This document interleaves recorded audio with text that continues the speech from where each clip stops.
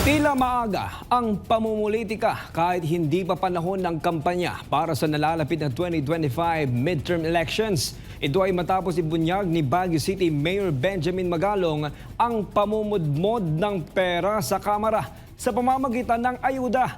Narito ang balita ni Troy Gomez. Kasabay ng mga batikos sa ayuda para sa kapos ng kita program na isiningit lamang ng Kamara sa 2025 national budget ay isiniwalat naman ni Baguio City Mayor Benjamin Magalong ang ANIA 77 scheme. Ayuda ito mula sa gobyerno pero kontrolado umano ni House Speaker Martin Romualdez.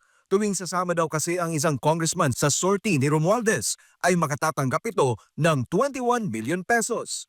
7 million pesos mula sa Assistance to Individuals in Crisis Situation o AICS, 7 million mula sa tulong panghanap buhay sa ating disadvantaged o displaced workers o TUPAD, at isa pang 7 million pesos mula sa Medical Assistance to Indigent Patients o MAIP.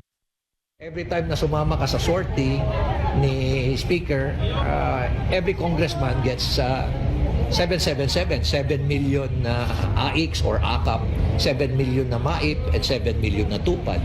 So that's about 21 million. Kung nakaapat ka ba naman na sortie, 21 times 4, that's 84 million pesos. Ilan yan? Ilan yan sumasama? Nung nalaman ng mga ibang congressman na meron pala yan, nagsamahan na lang. Dagdag pa ni Magalong na sa ginagawang sortie ay pinalalabas pa ng mga congressman na sa kanila nang galing ang pinamimigay na pera. Alam mo, parang pera nila. Di ba? Palalabasin pa nila na paparamdam nila sa tao na galing sa amin to. At magkakal pa sila, meron ba yan sa iba? May ginagawa ba yan sa iba? Ganun pa yung mga parinig. Kaugnay nito ay nagbigay naman ng kanyang komento si Senator Sherwin Gatchalian kaugnay sa umano'y 77 scheme na ibinunyag ni Mayor Magalong. Ayon kay Gatchalian, hindi pwede o bawal na gawing reward para sa mga congressman ang anumang programa ng gobyerno.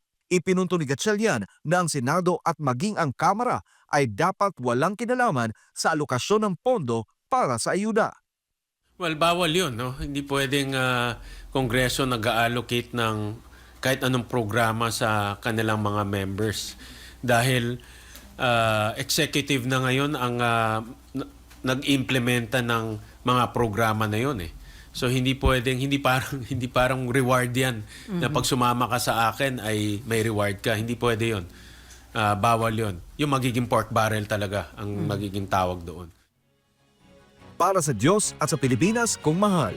Troy Gomez nag-uulat, SMNI News.